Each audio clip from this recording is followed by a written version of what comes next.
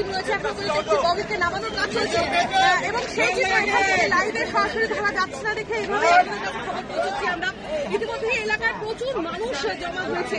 যে ধরনের চিত্র আবারও গা শিউরে ওঠা চিত্র ইতিমধ্যে যেটা দেখা যাচ্ছে যে জুন মাসের যে ঘটনা, গত বছরের জুন মাসে করমণ্ডল এক্সপ্রেসের ঘটনা, সেই ঘটনা কিন্তু আবারও কড়া নাড়ল।